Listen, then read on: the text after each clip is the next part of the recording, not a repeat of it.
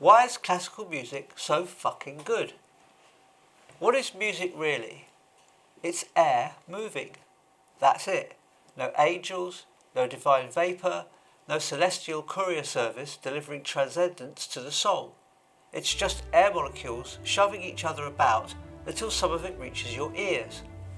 Middle A, for example, is 440 Hz, which means the air is vibrating 440 times a second. That's the glamorous truth. Music, at one level, is just organised wobbling. And yet, a particular arrangement of those wobbles can tighten your scalp, crack your composure, and make you stare nobly into the distance as though you've been widowed on a prestige drama. This is odd. A painting at least has the decency to sit on a wall being made of paint. A sculpture occupies space. A novel gives you words. Music, by contrast, is invisible, temporary, and made of nothing you can hold. It's patterned turbulence. It is in fact thin air with ambition. And classical music is perhaps the strangest version of all, because it takes this ridiculous fact and treats it with enormous seriousness. Not fashionable seriousness, not content seriousness, real seriousness. It takes time, it builds, it unfolds. It doesn't just hand you a mood and ask you to nod along. It constructs a condition and leaves you sitting in it. So the question is, why is classical music so fucking good? Not respectable, not worthy, not culturally approved, but good. Why does it work so absurdly well?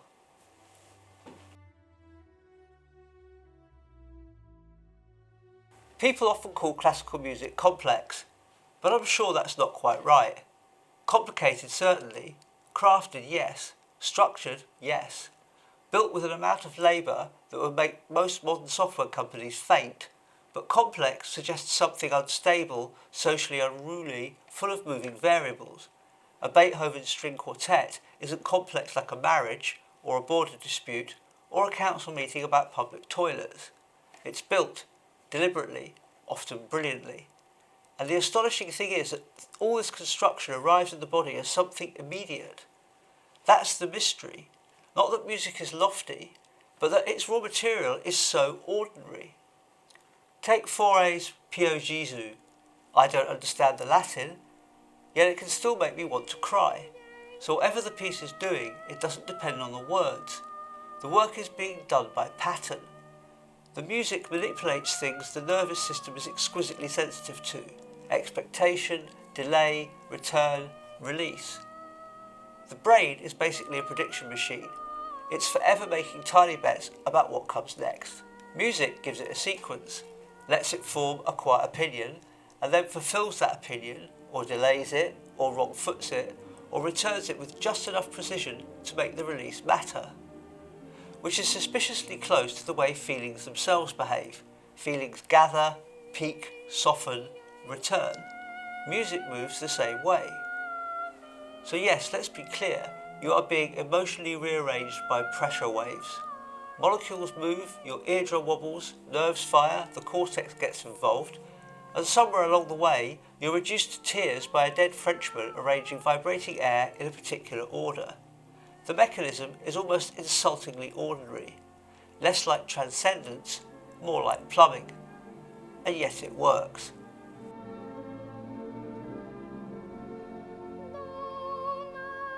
Once you strip away the reverence, music becomes less of a mystical substance and more of a patterned event. And once it's a patterned event, mathematics appears, looking smug. Now humans were making music long before anyone described it mathematically. People were singing, drumming, scraping hide and gut and wood long before somebody in ancient Greece looked at vibrating strings and thought irritatingly, aha, ratios. Around the 6th century BCE, Pythagoras and his followers noticed that harmonious intervals correspond to simple numerical relationships. Double the frequency, you get an octave. 2 to 3 gives you a fifth, 4 to 3 gives you a fourth. Pythagoras didn't invent the harmony, he revealed the numbers hiding inside it. Which means that beneath all the tears, the uplifts, grandeur and cultural ceremony, something very old is going on. The magic isn't imported from outside, it's already there in the relations between things. This is true of rather a lot of human history. People got drunk long before chemistry, builders made arches before structural engineering, cooks were reducing sauces before thermodynamics, composers were manipulating expectation and release centuries before anybody said reward circuitry and expected to remain invited to dinner.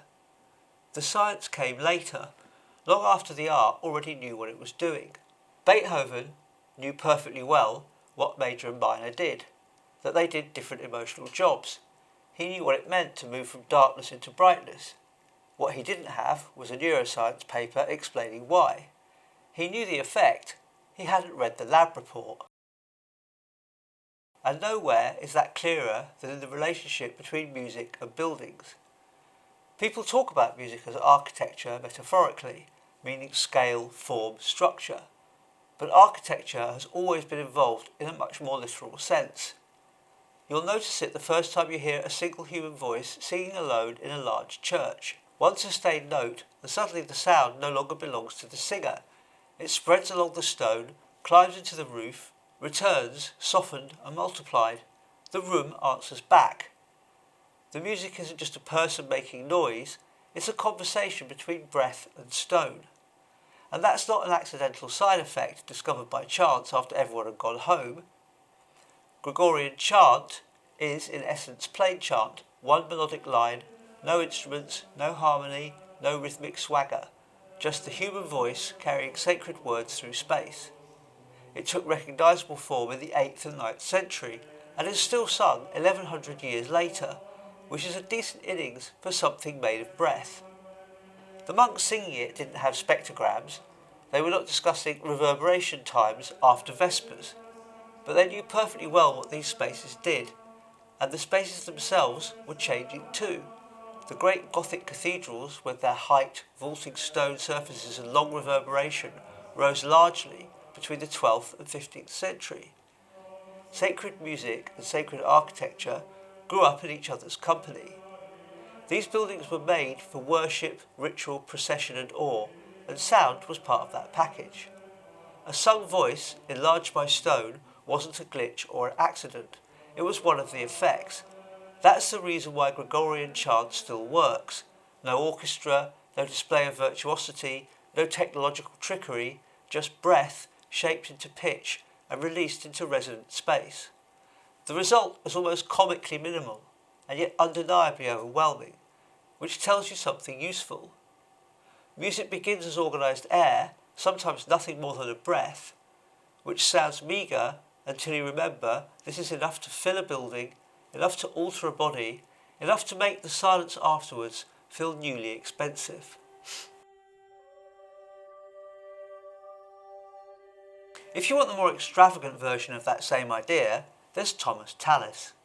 Tallis was born around 1505 and died in 1585, which means he had the dubious privilege of living through Henry VIII, Edward VI, Mary I and Elizabeth I. In other words, he spent his working life composing under a monarchy that kept changing its mind about God. Latin one decade, English the next, Catholic richness, Protestant austerity, court fashion, ecclesiastical panic. One suspects that surviving as a composer in Tudor England required not only musical brilliance but the instincts of a Machiavellian amphibian. And yet what survives is not his political dexterity, it is music of astonishing spatial intelligence. Take Spent in Allium. 40 separate voices, no instruments, no machinery, just lungs, throat, pitch, memory, and a room big enough to let the sound become structure. That's an extraordinary thing. Tallis builds architecture out of breath. One voice becomes several voices become structure, and the structure becomes something almost physical surrounding the listener. Polyphony, in this sense, is architecture made of air. No wall, no roof, no staircase, but a set of lines supporting, answering and enlarging one another until a kind of sonic building forms around your body. And in our current age of digital smugness, it's worth saying that 16th century polyphony can do more to a human nervous system than any wellness app.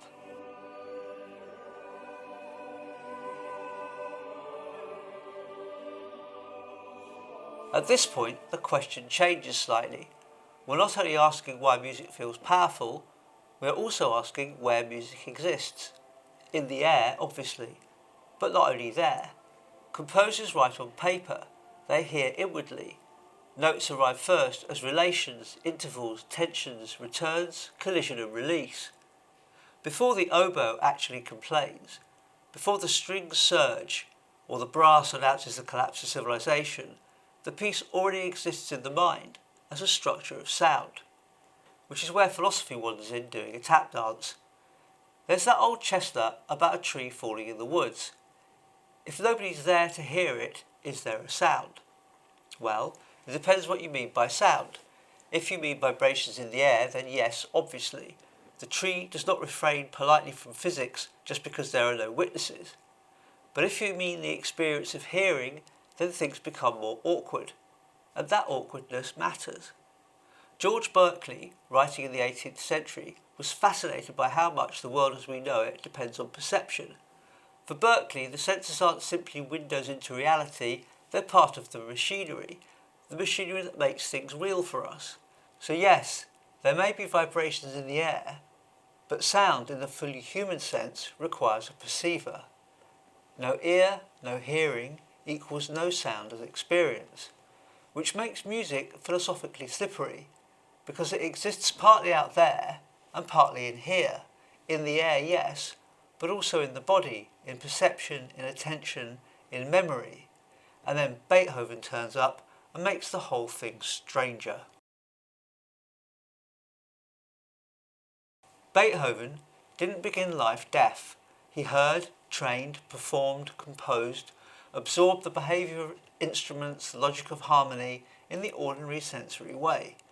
His hearing began to fail in his late 20s, probably around 1798. So by the time Beethoven's Ninth Symphony premiered in 1824, he was profoundly deaf. The sequence matters. He wasn't conjuring music from a sensory void. By the time his hearing had collapsed, he'd already internalised an enormous system: interval, modulation, counterpoint, orchestral colour, and structural tension. What deafness removed was not the music itself, but the feedback loop. The orchestra disappeared from his ears, the architecture remained in his mind. And this matters because it stops us turning the whole thing into one of those uplifting disability anecdotes that makes everyone feel morally improved for 45 seconds whilst understanding almost nothing. Beethoven's deafness was not a magic gift, it was a catastrophe.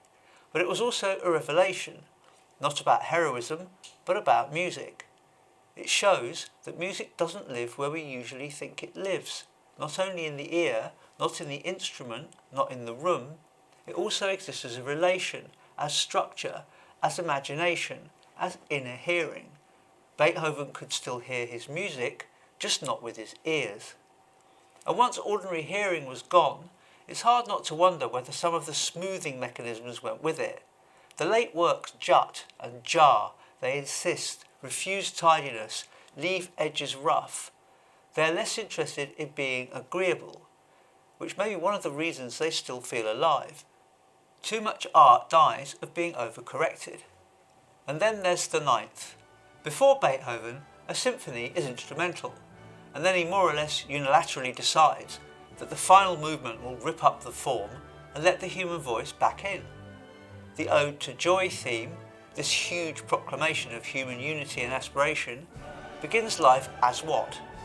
Pressure waves, a series of frequencies, air vibrating at somewhere around 293 Hz and its neighbours, which is both ridiculous and magnificent.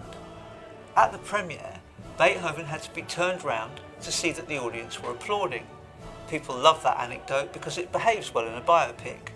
But what matters to me is not the uplift, it's the implication. Disability here is not a moral lesson, it's a changing condition. Change the condition and the art changes too.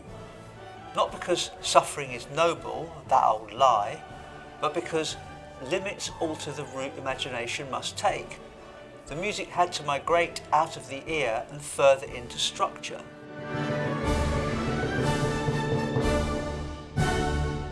At this point, Arthur Schopenhauer becomes annoyingly useful. Schopenhauer, born 1788 and dead in 1860, wasn't famous for cheering anyone up. If optimism were a room, he would have stood outside in the rain. But in The World as Will and Representation, he says something genuinely helpful about music. The other arts, he argues, represent things.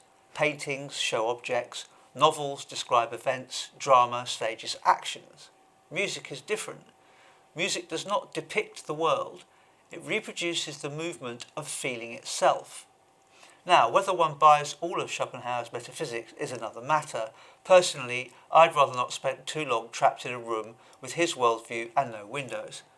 But with this point, he's onto something. It explains why music can feel so intimate, so difficult to paraphrase. A painting can be described, a story can be summarised. A piece of music can be named, analysed, even diagrammed. But none of that captures the thing it does to you, because music does not only stand for a feeling, it moves like feeling. Which gives us a useful bridge. Pythagoras gives us structure, Berkeley gives us perception, Beethoven gives us imagination and change conditions, and Schopenhauer gives us the reason the whole thing matters to creatures like us. He explains why organised air can feel like tenderness, dread, grief, joy or fate. Why mathematics, of all things, can arrive as an ache. There's another reason classical music feels strange now. For most of human history, music wasn't chiefly something you consumed in reverent silence while specialists did it at you from the front of a hall. It was something people made, in churches, taverns, streets, in homes, in fields. They made it badly and well and socially.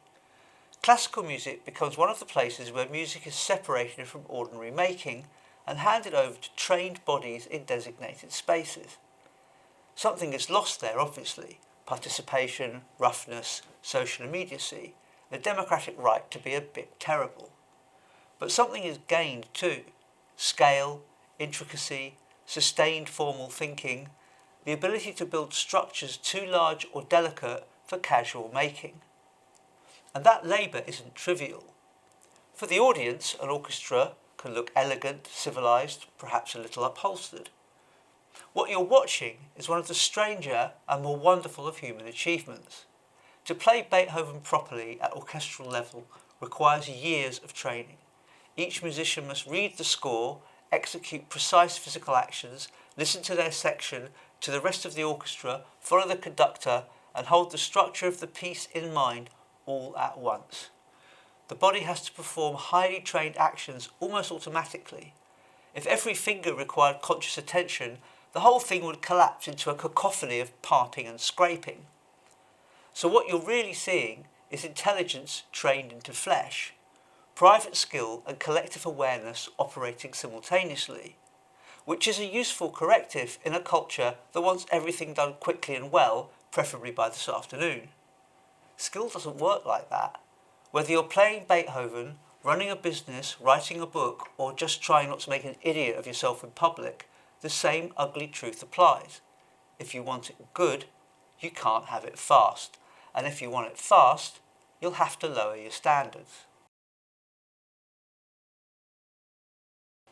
This brings me to a weird observation. Why is an orchestra not a tribute band? A Queen tribute band is called a Queen tribute band because it reproduces Queen, the persona, as well as the songs, the swagger, the body, the clothes, the performance of being Queen. Freddie Mercury isn't incidental to Queen in the way a clarinetist is incidental to clarinet music. Without Freddie, you may still have the songs, but you no longer have Queen in the fullest sense. You have a very energetic absence. But when an orchestra plays Beethoven, nobody calls it a Beethoven tribute band. Nobody expects the conductor to stomp about in period sideburns, glare at the woodwinds, and go deaf for authenticity. The players aren't impersonating the man, they're serving the work, and that difference matters. In popular music, performer and performance are tightly fused. In classical music, the work outlives the person who made it. It survives the composer, it survives the original performers, it survives the era that produced it. In Beethoven's case, it even survives the hearing of the man who wrote it. What remains is not personality, but form, which is refreshing in a culture where everything now appears to require a personal brand, a backstory, and an apologetic Instagram presence. Classical music still offers something unfashionable, the possibility that the work might matter more than the person presenting it. And that may also be one of the reasons capitalism is so eager to steal it.